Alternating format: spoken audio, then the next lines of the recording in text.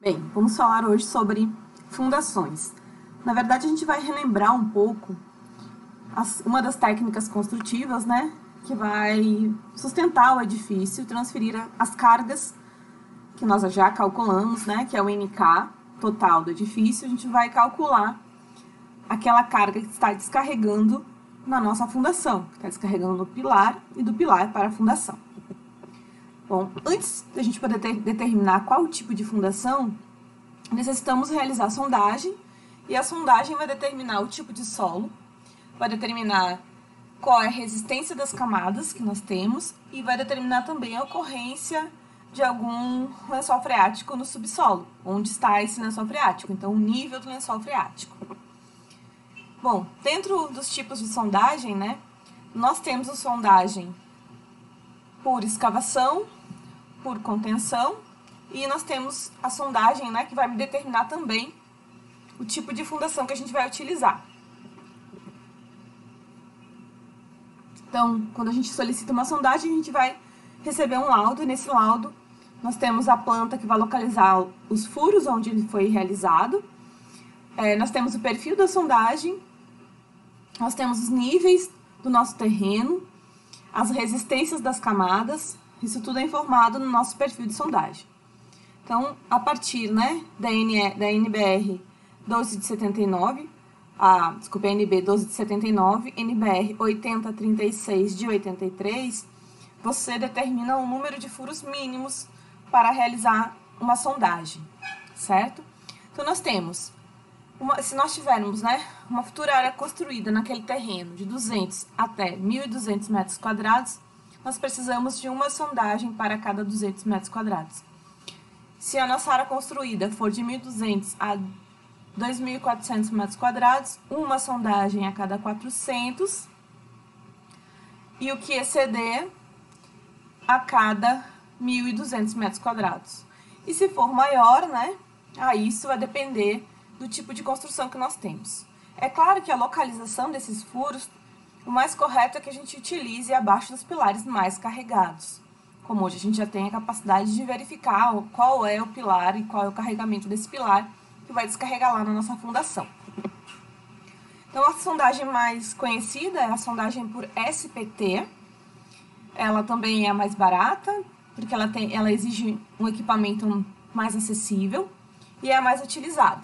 Então, é utilizado um tripé e um peso de 60 quilos. Esse peso, ele é solto na queda livre, e ele vai cravar um amostrador. E esse amostrador vai cravando no nosso solo e vai coletando a amostra desse solo. Então, a gente vai medir o número de golpes que eu tive que dar para cravar o amostrador até ele oferecer uma resistência maior. Então, aqui está explicando, né? Um peso de 65 quilos, e aí ele vai penetrando e vai coletando o material. E aqui alguns exemplos de locação dos furos de sondagens para pequenos lotes. Esse é o perfil de uma sondagem, onde a gente tem aqui a nossa coleta, né, do nosso material, ou seja, das nossas amostras, que nós vamos levar para o laboratório para definir o tipo de solo.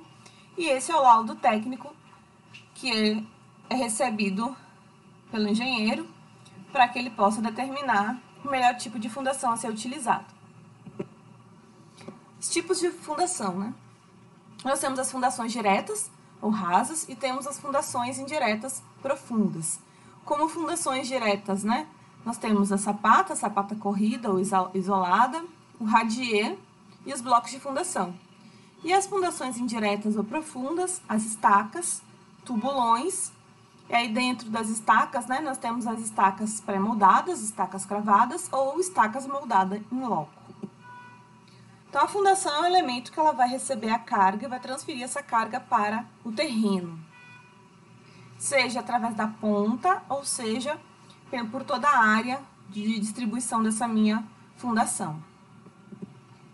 As fundações diretas transmitem a carga diretamente pela base, ou seja, quanto maior for a minha área de contato com o solo, maior vai ser essa área, menor vai ser a tensão, ou seja, para um determinado tipo de solo, será necessário que nós tenhamos uma fundação rasa tão grande a ponto de eu ter apenas uma grande laje, que é o caso do radier.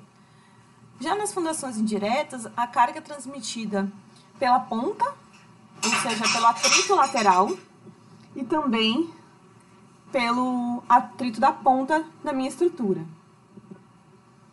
As fundações rasas geralmente utilizam como cota de apoio 2 a 3 metros de profundidade e as fundações profundas a partir de 3 metros de profundidade ou a partir de 2 metros de profundidade. Como exemplo de fundação rasa, nós temos as sapatas, que é um elemento em contato direto com o solo e que vai transmitir, né, essa nossa carga diretamente pela base. Então, quanto maior for a minha área de contato, menor vai ser a tensão sobre o solo, porque a carga já foi calculada previamente. E aí nós temos vários tipos de sapata, né? As sapatas moldadas no local com concreto, sapatas de concreto, as sapatas de pedra, sapatas com 2 materiais, concreto na base e alvenaria. Temos ainda, né, um exemplo de sapata. Geralmente as sapatas a gente utiliza muito para residências, edifícios residenciais, que não tem uma carga muito elevada, ou seja, cargas pequenas, ou seja, um edifício de 2 pavimentos, 3 pavimentos, até a gente pode utilizar uma sapata, dependendo da carga que nós vamos ter nesta edificação. Aqui um outro exemplo de sapata, que mesmo que ela seja uma sapata de concreto, é claro que nós precisamos ter armadura, tanto no sentido quanto no outro, para engastar no pilar. A gente pode ter sapata de qualquer forma, ou seja, circular, poligonal, retangular, quadrado, mas o que a gente mais utiliza é de forma quadrada ou retangular, a forma de uma pirâmide, com base quadrada ou retangular. Por quê, né? Justamente porque a gente não tem um gasto muito grande com forma, com mão de obra. Aqui é um exemplo de uma estrutura em que eu tenho as vigas descarregando nos pilares e, por fim, descarregando sobre uma sapata. Essa viga aqui que liga as sapatas é chamada de viga de fundação, ou viga, né, baldrame, como se fala também na obra, ou cinta de amarração. Essas são as nossas fundações rasas, né, nossas sapatas isoladas. Aqui é um exemplo, que eu tenho uma sapata, a outra é essa viga que vai amarrar, essa estrutura que vai amarrar as nossas sapatas isoladas. E aqui é o processo construtivo. A gente vai abrir a cava, vai colocar a forma, a ferragem, e aí depois executar o processo construtivo da minha estrutura. É importante lembrar que a gente tem que impermeabilizar a fundação para evitar a umidade ascendente na minha construção. Aqui é a nossa cinta de amarração, cinta também de amarração.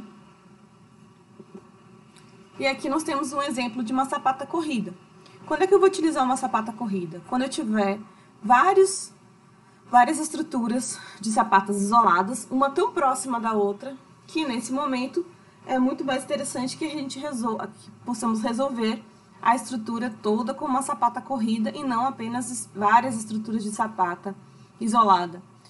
Por que isso? Porque quando eu trabalho com estruturas de sapato isolada, eu crio um bulbo de pressão embaixo dessa estrutura. Então, aqui embaixo é como se eu tivesse um bulbo de pressão. Quando eu tenho uma sapata muito próximo da outra, esse bulbo de pressão se sobrepõe, causando, justamente nesse local, uma fragilidade da minha estrutura. Quando eu trabalho com a sapata isolada, com a sapata corrida, é como se eu tivesse uma sapata contínua que vai distribuir ao longo daquela estrutura toda a minha carga diretamente para o terreno. Bom, aqui é um exemplo de cinta de amarração, ou viga de amarração sobre a minha estrutura. Está sendo concretada e eu já deixo as esperas para os pilares. Então, daqui já vai subir o pilar.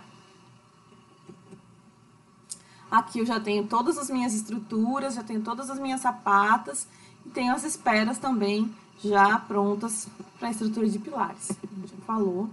Esse é um exemplo, então, da minha sapata corrida, que também vai impermeabilizar essa estrutura. Aqui com a parte de impermeabilização, antes, do restante da estrutura. E aqui a área que fica entre a viga de amarração, e a nossa fundação foi preenchida com material, que pode ser, que a gente chama de contrapiso, Então, é um enchimento dessa região. Pode ser brita, né, com assentamentos de material sobre ela.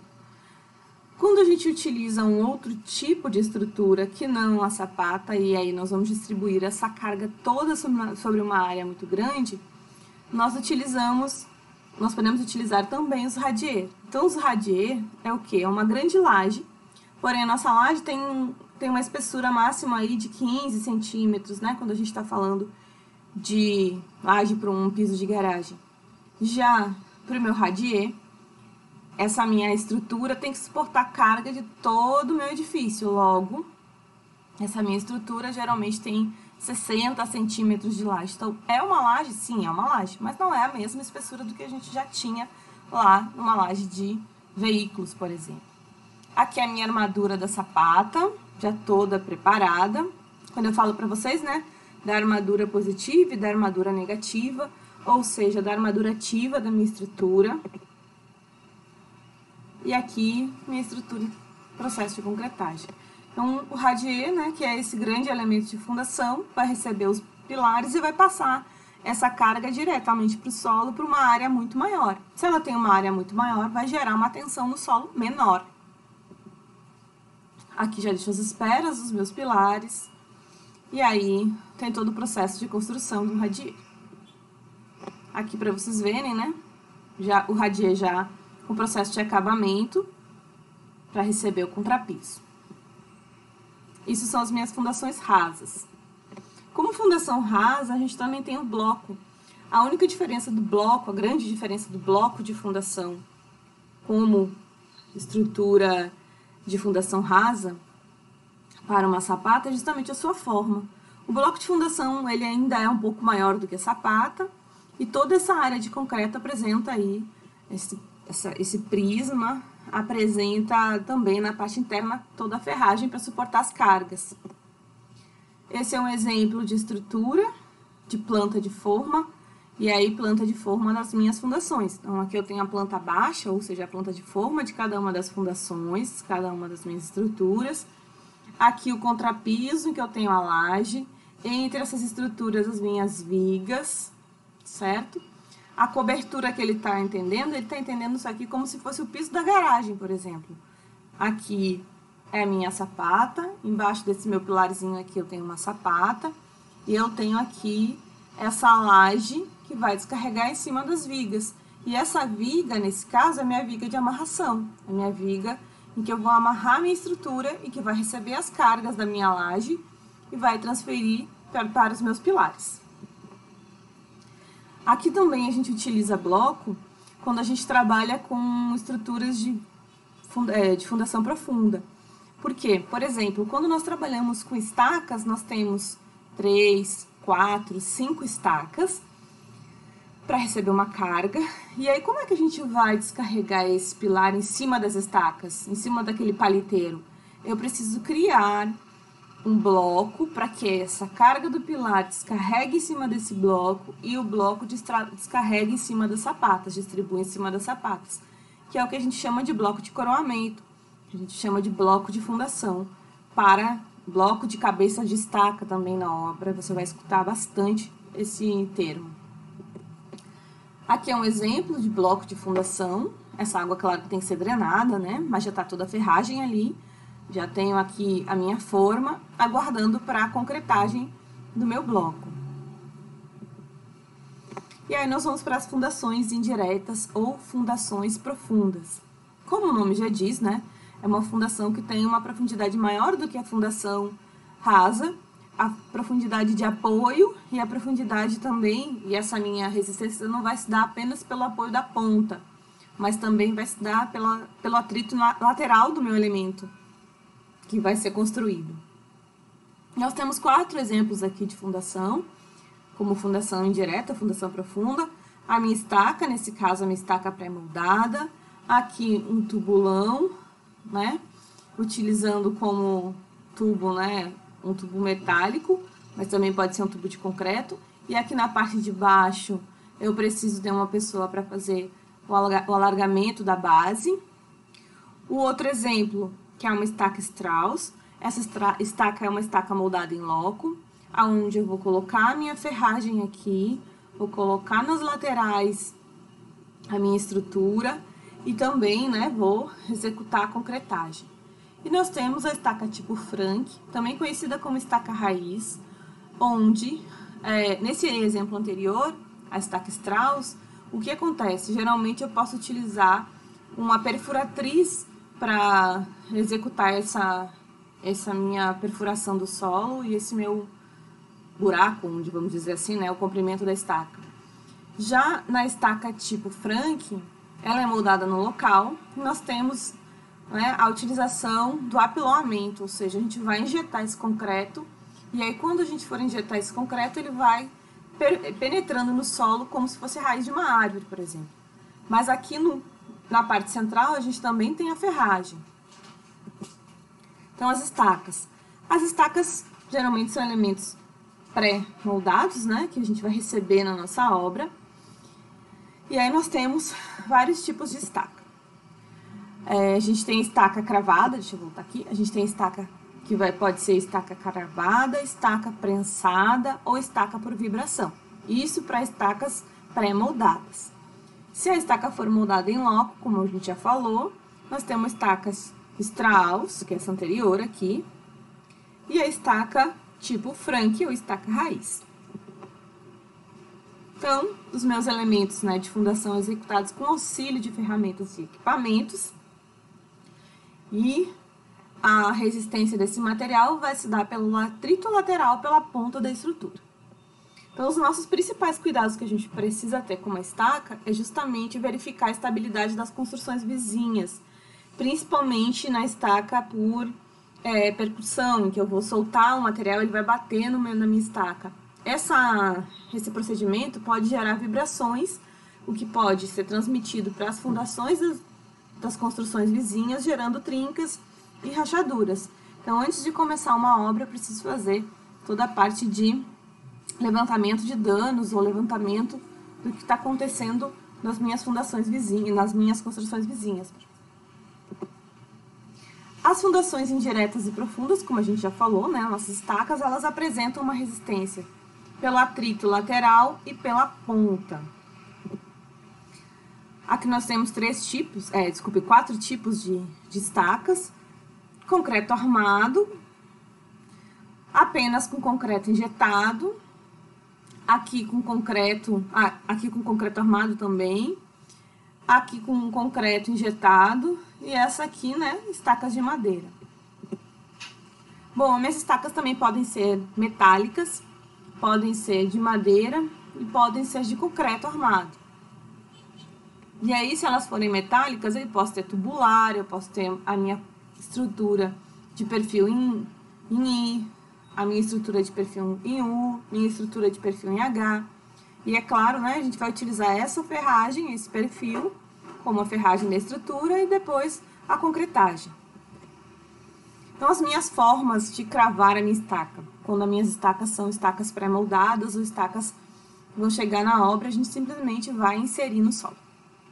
Por percussão, que é o método de cravação mais utilizado, principalmente pelo custo, né, desse tipo de método. E aí nós temos um equipamento em que nós vamos deixar, né, o nosso pilão em queda livre e ele vai batendo na minha estaca e vai cravando a estaca por percussão. Nós temos a prensagem, onde é empregado, né, um equipamento, então a gente reduz barulho, reduz vibração, mas a gente precisa desse equipamento para que ele possa prensar essa estaca no solo e cravar por pressão. Nós temos ainda a estaca cravada por vibração, em que nós temos um martelo, ele vai segurar na ponta da estaca e ele vai pressionando e vai, ao mesmo tempo que ele vai pressionando, ele vai vibrando, né, em alta rotação para poder cravar essa minha estrutura.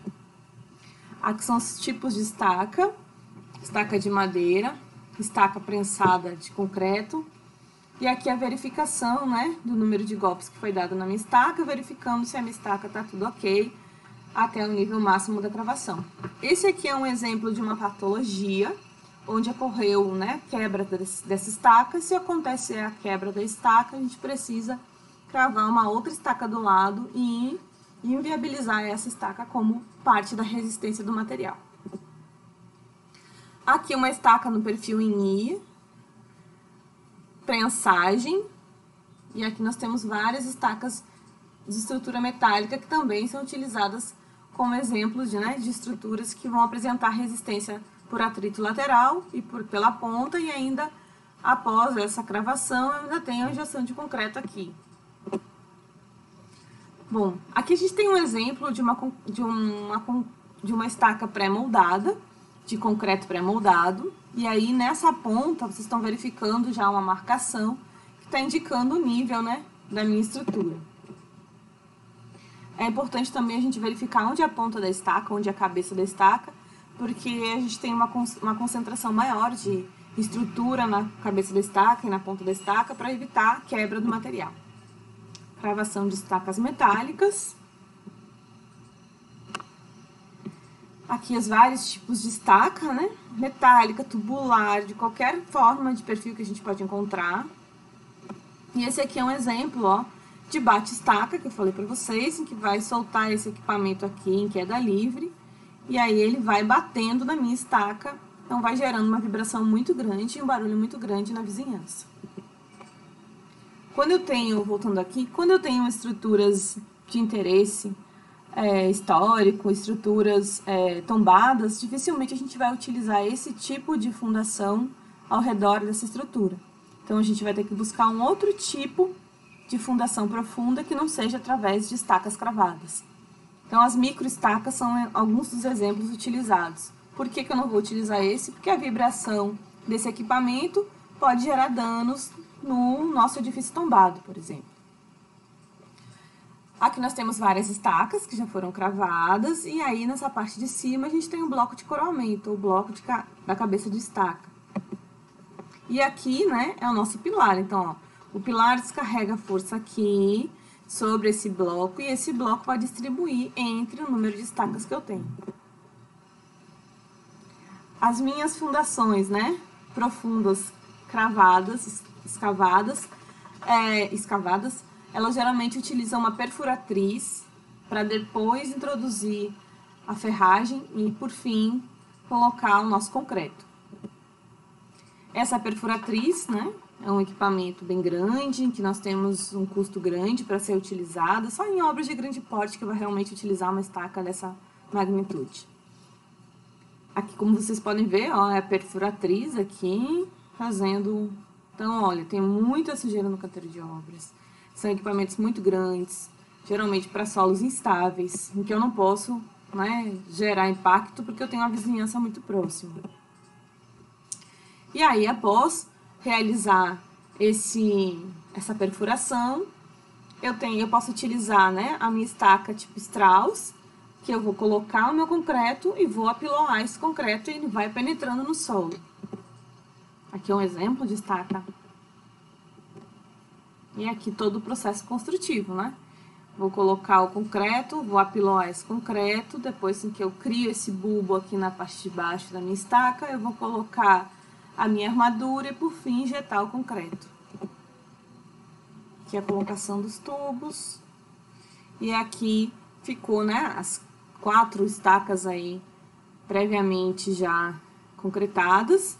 E aí eu preciso criar sobre essas 4 estacas nosso bloco de coroamento. Então, aqui é o processo de construção das 3 estacas. E aqui do lado, já o processo de construção para iniciar o processo de construção do bloco de coroamento. Nós temos ainda também a nossa estaca raiz. O que é uma estaca raiz? A estaca raiz é uma estaca concretada em loco, injetada. Como eu já falei para vocês, nem todos os tipos de fundação vão poder ser utilizados. De acordo com o tipo de solo, a gente vai verificar qual vai ser a melhor opção, e de acordo com a carga também. Então, a estaca raiz, ela não é apiloada, ela é injetada esse material com alta pressão. Então, eu tenho aqui a minha estrutura, vou colocar a minha ferragem, Vou utilizar a perfuratriz, vou colocar minha ferragem e depois eu injeto o concreto com alta pressão. Eu não vou ficar piloando o concreto aqui como eu fazia com a outra estaca que a gente acabou de falar. Aqui, ó, a perfuratriz, a colocação da ferragem e, por fim, a injeção do concreto. É claro que ele também vai acabar entrando e penetrando no solo, e aí eu tenho uma maior resistência na ponta e também tenho uma maior resistência lateral. O terceiro tipo de fundação, né, é o nosso tubulão. Por que eu tô falando em terceiro? Primeiro, estaca pré-moldada, que pode ser de concreto, pode ser metálica, pode ser de madeira. A segunda, estaca moldada em loco. E agora, terceiro, que é o tubulão. O que é o meu tubulão, né? Meu tubulão é o que está se utilizando hoje lá no VLT, certo? Então, nós temos uma estrutura em que nós temos uma resistência lateral e que nós temos também um alargamento na base dessa nossa estrutura em que eu necessito que um funcionário, né, um operário, desça até aquela profundidade e vá abrindo e vá ampliando essa estrutura da base. Esse é um dos tipos de fundações mais insalubres, porque ele necessita que o operário desça no tubulão para poder realizar essa abertura da base. Bom, ao final dessa minha abertura de base, eu vou colocar a minha estrutura metálica lá, minha ferragem toda, e aí vou concretar o tubulão. Os principais cuidados que eu tenho que tomar com o tubulão, né? Isolar as bocas dos tubulões, exigir que os operários sempre trabalhem em dupla. Eles são chamados na obra algumas vezes pelo apelido de tatu, justamente porque eles têm que cavar a base. E é necessário que seja realizada uma descompressão, porque existe uma pressão que vai estar atuando no operário lá embaixo, diferente da pressão que vai estar lá em cima quando ele sair daquele tubo, quando ele sair daquele buraco. Então, ele precisa fazer uma descompressão lentamente para que ele possa subir, para evitar a doença da descompressão. Aqui é uma simulação, então no momento em que ele vai cavando, ao mesmo tempo vai cravando aquele tubo de concreto na minha estrutura. Quando ele for cravando mais, eu vou colocando outro tubo aqui em cima e ele vai descendo lentamente, né? Essa primeira cravação, vamos dizer, esse primeiro desenho aí, ele pode ser realizado com equipamento mecânico. Não precisa necessariamente que seja realizado pelo operário. Mas a abertura lá da base do meu tubulão tem que ser realizado por um operário, porque nós não temos equipamento que faça essa abertura da base, esse alargamento da base. Aqui eu posso utilizar, para perfurar, eu posso utilizar a perfuratriz, mas lá na base, necessariamente preciso que desça uma pessoa para fazer a abertura da base. Esse aqui é um exemplo de tubulão a céu aberto, acreditem, né? Tem uma pessoa aqui dentro, como se fosse um poço lá embaixo, e eu não tenho nenhum outro equipamento para injetar o ar salubre para a pessoa poder respirar. Aí dentro, ó, ele vai cavando, vai colocando o baldezinho, como se fosse um poço, e o lado de cima vai retirando esse solo. E aqui ele tá saindo, né? É claro que aqui totalmente irregular, sem EPI, sem nenhum tipo de proteção. Aqui já tá um tubulão já concretado, finalizado. E aqui tem uma pessoa lá embaixo trabalhando, ó. Ao mesmo tempo que tem uma bomba drenando aquela água lá embaixo no meu tubulão. Aqui eles estão trabalhando em dupla, tem um espaço maior, tubulão maior. E o segundo tipo de tubulão é o tubulão com ar comprimido. Então, no mesmo momento em que a pessoa está lá embaixo cavando, e geralmente para profundidades maiores, eu tenho aqui em cima a injeção de ar comprimido para a pessoa que está lá embaixo poder respirar um ar melhor, né? Um ar mais salubre. Então, ela retira o ar viciado e injeta um novo ar. Mesmo assim, sempre tem que trabalhar em dupla, né? essa pessoa aqui vai receber o solo e vai colocando o solo para fora no meu sistema de ar comprimido. E aí eu tenho o cachimbo, né, que é a saída do material, e esse outro lugar aqui, o cachimbo de entrada do concreto. Então, eu tenho uma entrada de concreto posteriormente e uma saída de material. E ainda tem a injeção do ar comprimido aí. Esse aqui é o exemplo de tubulão de ar comprimido que vocês encontram nas obras que estão ocorrendo. Ó, vocês devem ter visto. Então, para cada um dessas estruturas, tem uma pessoa lá dentro trabalhando. Então, aqui eu tenho um tubulão com ar comprimido, tem uma dupla trabalhando. Aqui eu tenho um com ar comprimido, uma dupla trabalhando. Para cada um desses exemplos aqui que a gente está vendo. E aí, né, quem é que vai definir essas fundações profundas, né, de concreto armado, né? A NBR 6122 de 96 define, né, que fundações profundas são aquelas que transmitem as cargas provenientes da superestrutura no terreno, pela base e pela sua superfície lateral. Estou dando uma revisada agora aqui os nossos tubulões, como eu acabei de mostrar para vocês, ó. Nesse caso, ele fez a perfuração através da perfuratriz, fez o furo através da perfuratriz, mas lá embaixo, inevitavelmente, vai ter que descer o operário para poder abrir e alargar a base. Aqui, ó, outros exemplos.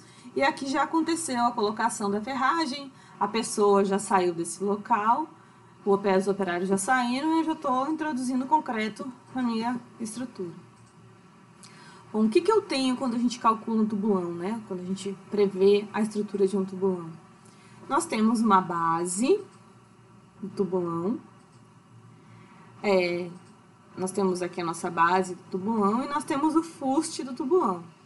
A base do tubulão tem uma inclinação, e a gente precisa sempre acontecer nessa parte lá de dentro o escoramento, para evitar que isso aqui, né, acabe soterrando a pessoa que está lá embaixo. E nós temos, então, a cota de apoio, que vai determinar aí qual é a cota final do meu tubulão. Onde está apoiado a minha estrutura a partir da sondagem, naquele solo mais resistente. O mínimo desse meu fuste é de 70 centímetros, para permitir que uma pessoa entre e possa sair também, sem acontecer desmoronamento. Então, o que a gente acaba calculando? A gente acaba calculando o raio da minha base, a largada, e o diâmetro do fuste, que não pode ser menos do que 70 centímetros, né? Geralmente de 80 a 70 centímetros. É claro que 80 centímetros é mais confortável, mas a norma exige o mínimo de 70 centímetros. E aí aqui a gente tem um exemplo, né? Em que no momento que você vai cavando, você vai colocando a introdução das manilhas de concreto, né? E aí, lá embaixo tem o alargamento da base, depois colocação da ferragem e concretagem. Durante esse processo de escavação, geralmente a gente vai encontrar alguma água por drenagem pelo lençol freático, aí nesse momento a gente precisa drenar essa água, drenar essa água para evitar desmoronamento também. Aqui, ó, com a perfuratriz, posteriormente vai descer uma pessoa lá, mas eu preciso escorar essas laterais, que é a etapa de alargamento da base. E aqui já é a colocação, né, da minha ferragem, da minha armadura, e posteriormente concretagem. Então, quais são as etapas, né?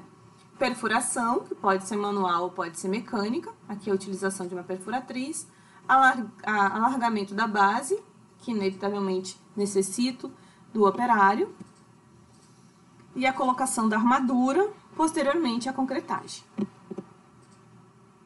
E o meu tubulão por ar comprimido, eu acho que esse aqui está mais explicadinho, né? Em que nós temos, né, um cilindro de aço, e esse aqui, né, outro local em que eu vou introduzir o concreto, e esse aqui, retirada de material.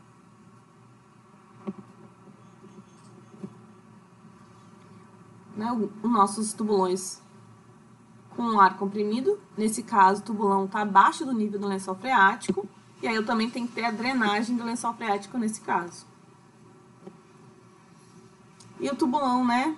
A ar comprimido, a escavação geralmente prossegue de 1 em 1 metro, 1 a 1,5 metros, intercalado, né, pela execução de novos segmentos de revestimento. Então, eu vou cavar 1 metro a 1,5 metros, coloco o revestimento.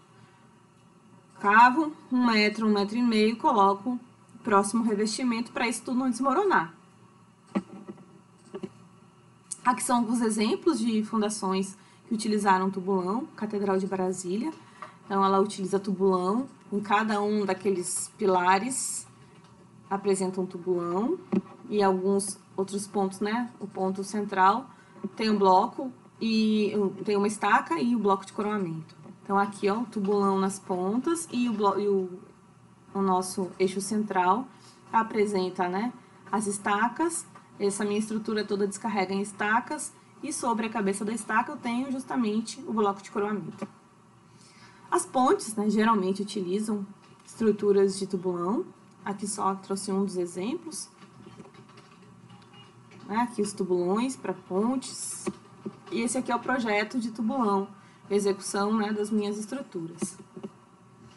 E aí, a partir dessas minhas estruturas, a gente também tem alguns problemas, deformações e esforços, né, que são gerados a partir das minhas estruturas de fundação. A principal causa dessa deformação nas minhas estruturas é justamente pela aplicação da carga, sem que essa minha estrutura seja capaz de suportar, ou então quando eu tenho um bulbo de pressão que está sobrepondo um outro bulbo de pressão imediatamente ao lado. Então, nessa sobreposição de bulbo de pressão, a gente cria uma estrutura que provavelmente pode entrar em colapso.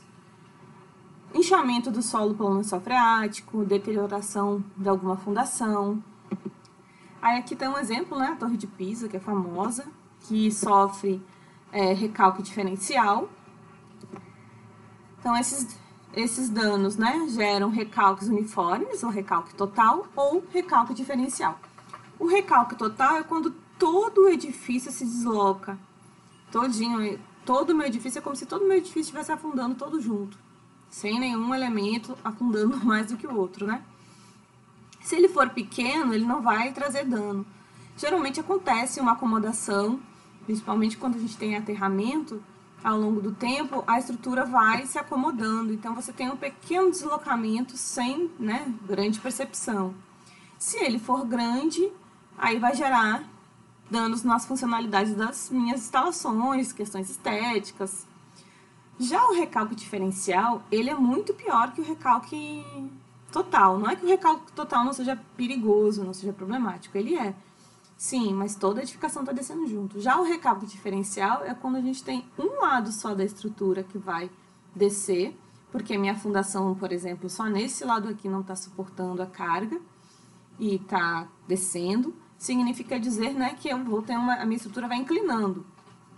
Então, eu tenho problema nas esquadrias, problema por fissuras, problemas por trincas, né, e a gente vai verificar isso visualmente.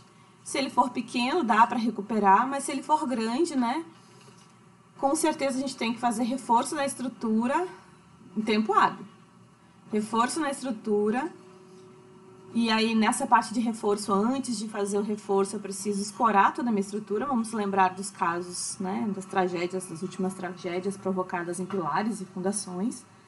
E por fim, né, aí a gente pode depois criar uma nova fundação na lateral, dessa que já não está funcionando ou dessa que já não está suportando a carga.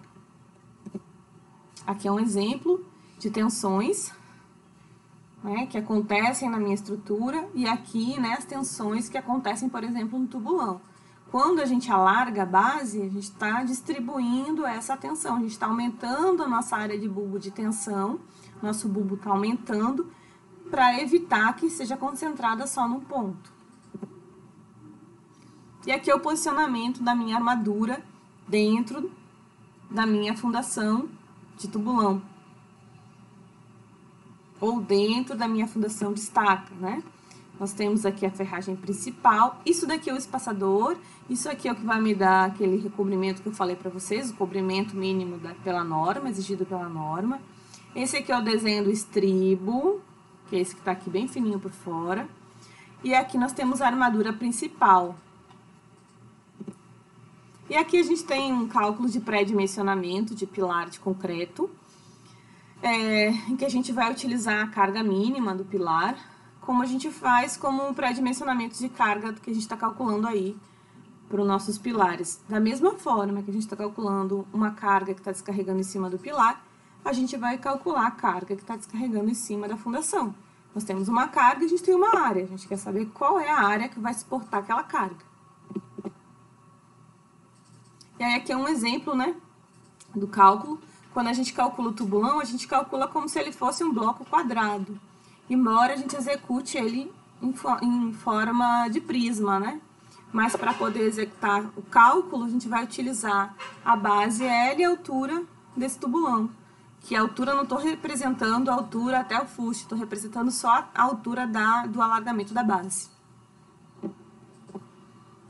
Aqui toda a carga que está descendo tem que ter a mesma resistência da minha estrutura.